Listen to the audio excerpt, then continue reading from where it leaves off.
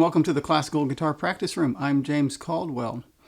Today I have for you another easy piece of repertoire, and it is mid-December now, so still in the Christmas mode.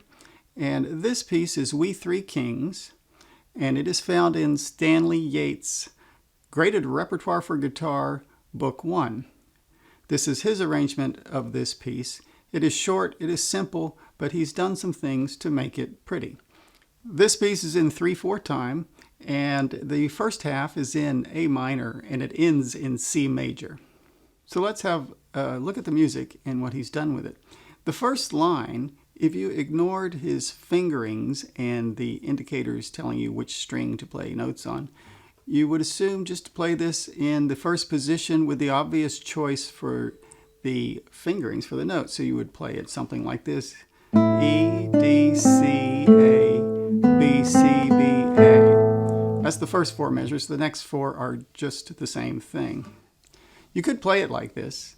And indeed, I've had some beginning students, and I like to give them this piece around Christmas time. And I'll just tell them to play the first line just like this. There's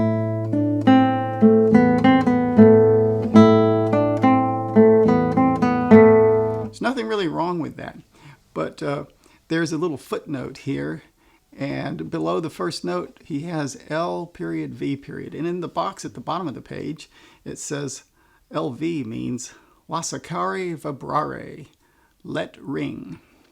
It's an atmospheric and slightly mysterious harp-like effect. Okay, so now if you pay attention to the fingerings on this line, you can see that, yes, we play the open A and the open E. And that D is right here, but he has finger 2 on it.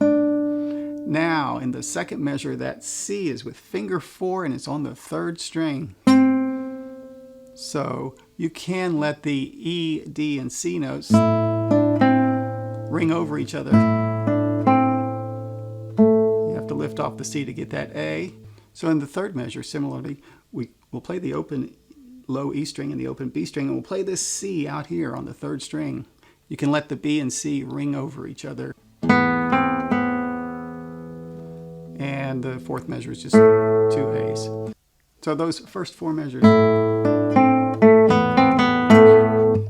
The next 4 measures are just the same thing. And you can hear the difference of playing it that way versus doing it that way. This is definitely a little more atmospheric. Moving on to the second line, beginning with measure 9. This is all very straightforward here. A and C, another C. B and D, another D, C and E, another E.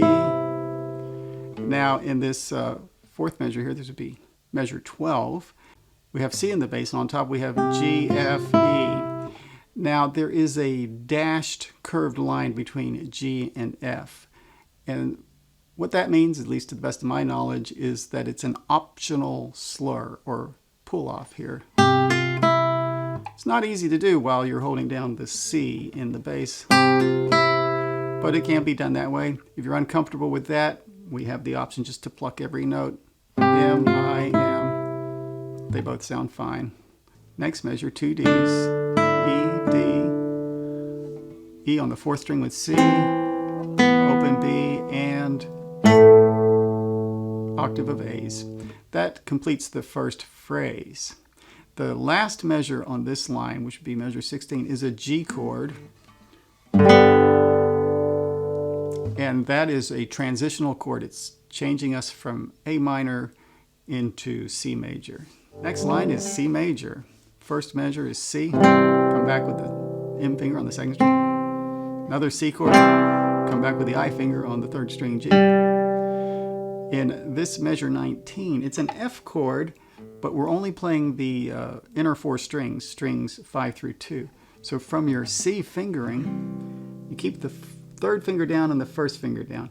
You lift the 2nd finger off of E, put it on A, and you let the little finger drop in on the 4th string F. And we have F major. Come back with I on the 3rd string for the A note. And next measure is C, let it ring.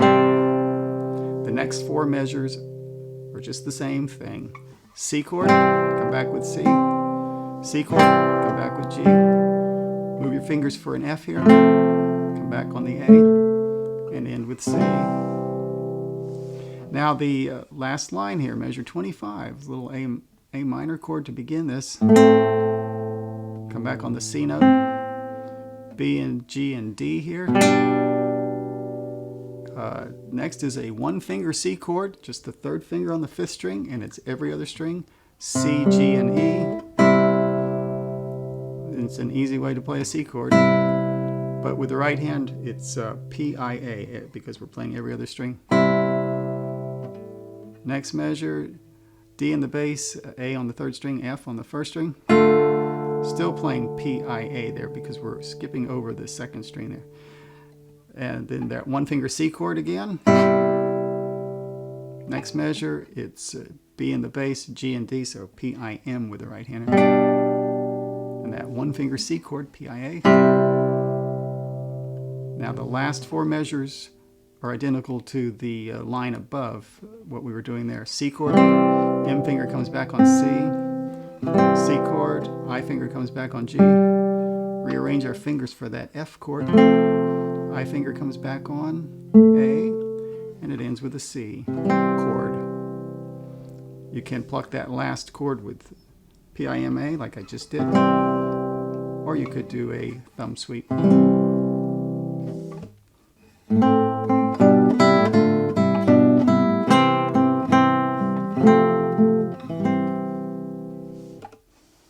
In my last video, I covered an easy version of O Come All Ye Faithful, also arranged by Stanley Yates and also found in his graded repertoire book 1.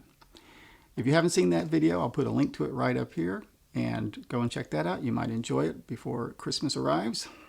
And by the way, the Stanley Yates graded repertoire book is an excellent book to have. I recommend it to all of my classical students. It has some things in it that you just won't find anywhere else, and I highly recommend this book. I have a link to it in the description if you care to make a purchase. Well, thank you for joining me today in the Classical Guitar Practice Room. I hope you enjoyed this video of We Three Kings arranged by Stanley Yates.